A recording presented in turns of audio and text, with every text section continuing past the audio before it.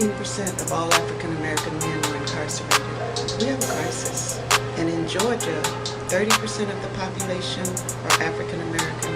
Over 60% of those incarcerated are African American. We have a crisis. It's an epidemic. We have a crisis. It's an epidemic. We have a crisis. It's an epidemic.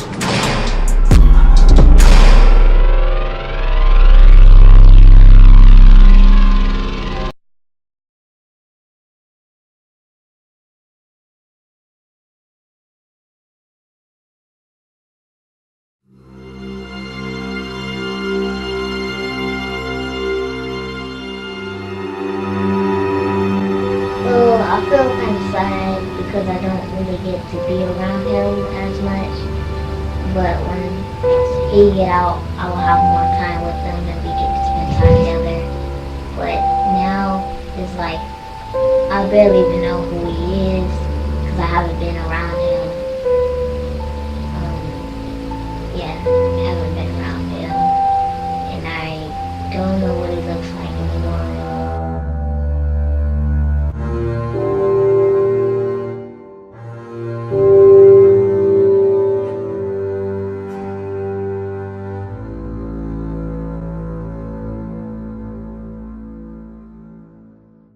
The United States incarcerates more of its citizens than any other nation in the world. While African Americans represent 12% of drug users, they are 38% of those arrested for drug offenses. On average, blacks serve as much time in prison for a drug offense as whites do for a violent crime. You know, we have 2.4 million Americans in prison today. Over 40% of those are African Americans. Yet African Americans are less than 14% of the national population. So if you look at those disparities, you'll see that per 100,000, there are about 380 white males in prison. But for every 100,000, there are about 2,200 plus African Americans in jail. So the disparities are very clear. One of the reactions to the American war on drugs has been mandatory sentences. Among the millions ending up behind bars, young men who are fathers themselves. But while these dads go to prison, they are not alone in doing the time. On a daily basis, more than 2 million children have fathers behind prison walls. And when the doors to the cells slam shut on dad, they often slam shut on the relationship between father and child. Yeah, missing him and then knowing that sometimes when I need like a father advice, he's not there. When like you feel sad or down about something, you can't just call him or say, hey, can I come over your house or anything like that. Studies show that most incarcerated men were contributing income, childcare, and emotional support to their sons and daughters, and nearly half were living with their children when they were arrested. When they get locked up, that support system is disrupted. The closer you are to your family, the less likely you are to get in trouble again, and the more consistent your rehabilitation process will be by having that ongoing contact. Unfortunately, most of the prisoners take the men not only out of the home, but in some cases out of the city and out of the state, someplace else altogether different. That means it's much more difficult for children to see their fathers on a regular basis, to get that kind of reassurance that goes along with the nurturing that only a father can bring in these circumstances. Like I asked him the things that like he did wrong and the things that I shouldn't do. And for y'all kids, man, y'all keep your heads up, you know. For all of us, we really do love y'all. We really do care about y'all, and we want y'all to be the best that you can be, and know that y'all can do better than we are, you know, and that we do really love y'all, so we thank everybody. Leila McDowell, Arise News, Washington, D.C. You need to hear our stories, because our stories help deter people that are going down that same road we was doing. And it's going on so much out here now that it's time up for us to be silent. We need to be a spoken voice for others so that they may hear what we don't went through. They don't have to go through the same thing. It's only by choice that you find yourself in certain situations. It's only by choice.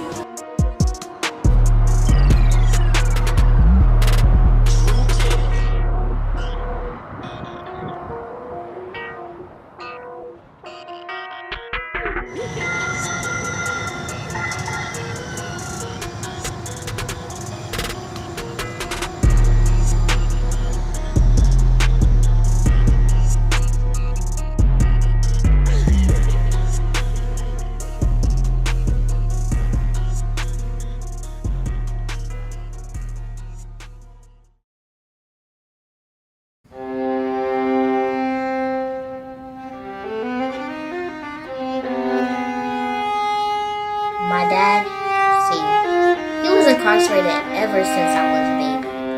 I used to wonder, why? Why is he in jail? Why are my parents divorced? Why isn't anybody telling me anything? It turns out, I was too young to know.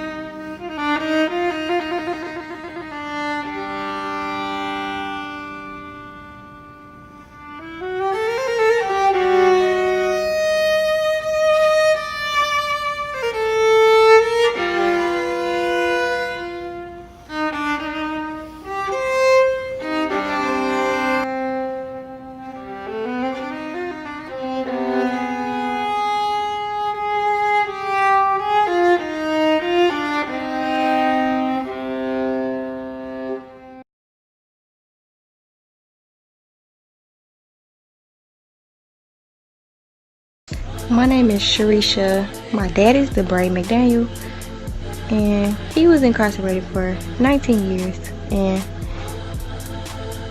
I don't think it had that much effect on me because he left when I was like 2 or 3 maybe. But when I was in school and my friends' dad used to come around, like, yeah, I used to feel some type of way. Like, yeah, I wanted to go with my daddy too, but he wasn't there. I always communicated with him. He always wrote letters, called, sent cards, all type of stuff. So we still had some type of relationship, but he just wasn't there. And he was so far away that I think I only visited him one time in the whole 19 years. I don't think I visited him until I was probably like 11 or 12. So like, I really didn't know him then. We just started establishing a relationship when he got out. When I was little, I don't think I was angry or sad because he always told us he was coming home, but like, eventually I didn't look forward to it.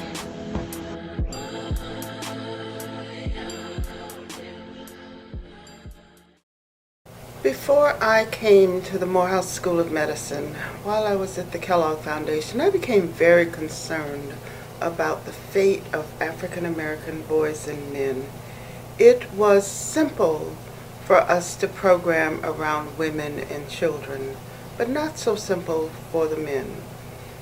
And as I examined this further, I found that extraordinary numbers of African American boys and men of color, poor men, were incarcerated. When I went away to prison, it was hard for me. The first day, I had never experienced anything like that in my life. I have never been in no type of prison environment, and it was an eye-opener. I've seen so many things and just listened to so many different stories. I'll never forget that moment. To this day, I still have dreams waking up at night thinking that I'm in prison. I wake up, look around and see where I'm at. I was shipped to from there was to Yazoo City, Mississippi. That was considered a low facility. I was there for about 2 years. At that time, that facility, my father became gravely ill. They told me that I might get a bedside visit, which is what I requested, but they said the only way they could do that, they had to get a letter from the doctor saying my father would not live. He was destined to die. And I'm like, well, wait a minute. How could you really say that you want me to get a letter from the doctor saying he's not going to recover, he's going to die? So you know your parent is going to die. Only way I'm going to get you a visit. While I was waiting to get this approved, my father did actually die. So now I'm waiting to get a visit to go to the funeral. Had all the paperwork done, paid for it. I have what you call out custody, which you consider I'm a low risk to go. They turned me down. I was locked up. I was in my cell writing a letter to somebody, and somebody came in. They said they need to see you up at the chaplain. So I goes and I get a pass, go up to the chaplain office, and they said, "Do you know DeQuan Coleman?" I said, "Yeah, that's my son." Mind you, I just talked to him. I just talked to him the day before. It was the day before Thanksgiving. I forgot what year it was. And he was 16 years old. I said, yes, that's my son. They say, well, we sorry to inform you that he passed. That's a hard pill to swallow when you locked up and you confined and you can't do nothing. So they asked me, did I need counseling? I'm like, no, I don't need counseling. I don't even know you. Why are you gonna counsel me about me losing my child? So, what's the all-encompassing story? We look and we wonder, why do we have so many people marching into prisons? I like to call them plantations, actually, because that's all they are. Someone is benefiting. There is money being paid for each person incarcerated by the taxpayers, by someone. Many of them work on farms in prisons, so not much difference now and back then. One of the guys from the neighborhood come through, and I was asking him about my child. He said, yeah, man, so your daughter stone gangster. She was in a gunfight the other night. One night she got into with some boys, and she was in a gunfight. And that scared me to death. Now, I ain't never been scared of nobody. I always been able to take care of myself. I always been able to defend my people when I was on the street, and everybody know don't mess with rough folk, cause he don't play that. But I couldn't do nothing then. I couldn't do nothing. My young one's out there doing things that would take her life. I was scared. I was scared for my daughter. I went to prison twice. And the first time I went, they was real young. When I say young, I mean like 3 and 5 years old. But my youngest daughter, the one she couldn't understand, she didn't want to come see me. And it took all I had not to take that personally. If I think about it, it's disturbing to know that the children are missing a parent. And we've just celebrated Mother's Day. But even more importantly now, because of the disproportionate numbers of men in prison, Father's Day is right around the corner. My daughter's name is Lauren. Lauren, I've always wanted to be involved with your life. I've always cared about you from the moment you was born. I think about you on a constant. I want you to be able to have a life that's fulfilling. I want you to be able to experience a lot of things in life. There's nothing or no one that can hold you back except for yourself. I don't want you to think that my absence was due to your fault or due to your mother's fault, but I want you to know, and I take full responsibility of my absence as being my own selfishness that was in my life. But I would like to apologize to you, your mother, your grandmother, every aunties, your uncles, and everybody else in the family for the things that I've done, because you did not deserve to have to grow up with just your mother. You deserve to have me in your life. And I make a pledge today and a pledge every day that, until we are taking out this beautiful planet, I will be in your life forever. At that time, I was able to start getting visits from my family. My wife would bring my children to visit me. And I had a child, my youngest son would ask his mom, how did I get to be my father? He don't remember me from when I was out. She said, he would ask her, how did you get to how he's my dad and he's where he's at? He didn't understand the procedure that I had him or birthed him before I was gone. They had a thing with the federal government. You could hug your child upon coming in. But during the visit, like we're sitting here, I had to sit away from him, across from me, until you leave, you can hug them again before they leave. They didn't want you to have no close contact. I remember I was telling someone about somebody who had made parole, and we gave them a party one night. The night before they was getting ready to get out, we gave them a party, and the next morning they had hung themselves. It blew my mind. Why did they hang themselves? Because they didn't have nobody outside. Everybody he was locked up so long that everybody he knew was locked up, and he didn't know how to deal with life on the street. I had a saying that this is my life, I can do what I want to do with it. But when I heard them people screaming in that courtroom, the pain they felt for what was going on with me, I knew then that it wasn't my life. And I couldn't do what I wanted to do. So I had to let some people down. What your purpose is, you know, if you brought something for the family into the world, it's your purpose to take care of that family. It's your responsibility and your purpose. Now, I met so many important marks in her life. Her first word, her first step, her first day of school. And it was just awful from the time that she was in kindergarten to the time she was in 5th grade. I wasn't there. Again, I'll use Georgia. I know it best, but it's true for most places. In women's prisons, there may be a child visiting center where they can go and read stories and just have some time to parent, to love, to hug. In men's prisons, there is no such thing. So that's the reason why most of us lose it, because we don't see the real reality of what our parents did. Oh, okay, work hard, take care of your family, stay home. We want a different life. Society kind of pushed us to that way, but we still got, you know better, because I was raised right. I knew better. I chose to do something different. So I would tell them to make the right choice. You have to make the right choice because your life depends on it. We didn't realize it until it was too late about our freedom. So it's like we got to continue on to hang on to our freedom. It's a battle. It's a battle, because when I go to the courthouse or when you go to the parole office, they don't treat you like you've been out 15, 20 years. They don't treat you like that. They treat you like you still a number. I don't know these people. They don't know me. But they just all over me. Hey, that ooh. So I went to him separate. I said, look at him. Now I know I done wrong. I left you out here by yourself, and I want to apologize. It was my older daughter first.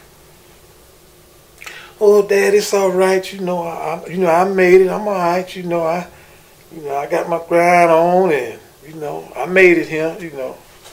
I said, no. I said, if you won't say something to me, if it hurt, let me know. Just do it to me. No, I'm all right. So we started getting close, and I went to my baby daughter, and I told her, she more humble and settled than my oldest daughter. She said, Daddy, there ain't no problem, Daddy, I'm glad, now she kind of stayed in touch with me when I was in prison. I appreciate the letters you wrote me and the encouragement you gave me, I teach a fatherhood class. And one thing we teach is, whatever you want your children to be, they got to see it in you. I'm gonna make this statement here, and then I'm gonna close. I was teaching a class one time up in Phillips State Prison, and this guy was in there. He was drug addict, drug dealer, and I was telling him, I said, now, your daughter want a man just like you. Your son want to be just like you. He looked at me and said, you know what? He said, you right. He said, I just realized, because my daughter got a low-down, sorry, drug selling, drug dealing, drug using son of a bitch, just like me. And that's a true statement. Whatever we want our children to be, they got to see it in us. And the value of being a father is no greater job in the world. And believe me, when you go to prison, your children go to prison with you. Always know that. Good evening, everyone. I'm Minister DeBray McDaniel. Good evening. My name is Clarence McDaniel. Good evening. My name is Fareed Ali. My name is George Oliver. My name is Paul Brown. And the value of being a father is no greater job in the world. The mass incarceration of poor people of color today is tantamount to a new caste system when specifically designed to address the social, political, and economic challenges of our time. It is the moral equivalent of Jim Crow. Now, there was a time I have to confess that I rejected this kind of talk. I thought people who made comparisons between mass incarceration and Jim Crow or mass incarceration and slavery were engaging in exaggerations, distortions, hyperbole. In fact, I thought people who made those types of comparisons were actually doing more harm than good to efforts to reform the criminal justice system and achieve greater racial equality in the United States. But what a difference a decade makes. For after years of representing victims of racial profiling and police brutality and investigating patterns of drug law enforcement in poor communities of color and attempting to assist people, quote unquote, re-enter into a society that never seemed to have much use for them in the first place, I had a series of experiences that began what I call my awakening.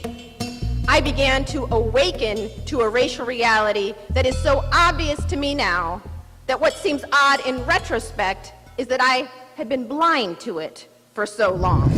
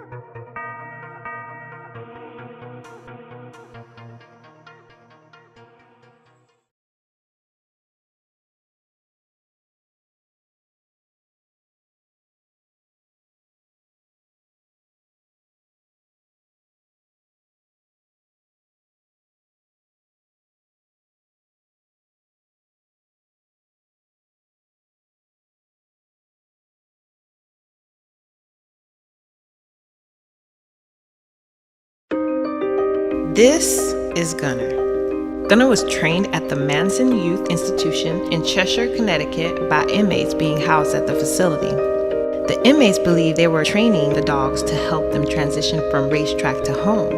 And that is true. But what the inmates didn't realize was that the dogs were also training them to become companionate and selfless. My son was chosen to be a part of the pilot program, and Gunner was part of the first set of dogs entering the program. For 12 weeks, my son was totally responsible for taking care of Gunner, feeding, grooming, and training him for that transition from racetrack to home. I saw a difference in my son. I saw him having more respect and patience. I saw that he was listening. I mean, really listening. At the end of the 12 weeks, we were preparing for a dog graduation. My son was quiet when I went to visit him. When I finally got him to open up and talk to me about what he was thinking and feeling, he expressed sadness at having to let Gunner go. He expressed a change in himself that he'd never seen or felt before. Although I remained quiet and calm, on the inside I was jumping for joy as he learned about himself. The day of the graduation, everybody on their visiting list was able to attend. The parents and family were on one side and the inmates on the other. The open space between us was for the trainers and the dogs, and the inmates were going to share what they taught the dogs to do. I saw the sadness in my son's eyes throughout the entire ceremony until the end, when the facilitator stood up, holding the microphone, and announced that Gunner had been adopted. When I looked at my son, he had tears running down his face as he held Gunner, and the facilitator said, "It's my great pleasure to announce that Gunner has been adopted and will be going home with his new family today. Congratulations, Gunner." Congratulations, Kathy Ortiz, for allowing Gunner into your home as your new family member. My son looks over at me, then the facilitator, and urgently asked if he was able to hug me. When he was given permission, he jumped up and ran to me faster than I'd ever seen before, hugging and crying. He was told that Gunner was adopted, but he wasn't told who had adopted him. Having Gunner here helped with the depression I was feeling because of the separation of my son. I feel like a part of him is home. I feel like Avery is here.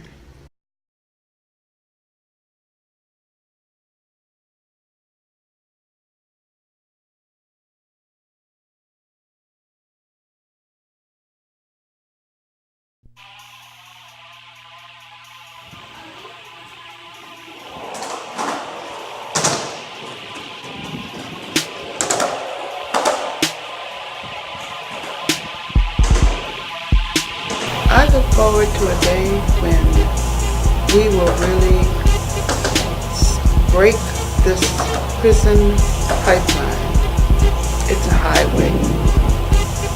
And we've just got to get out on that highway and put some speed brakes in it and then stop it. And it's not just one or two people.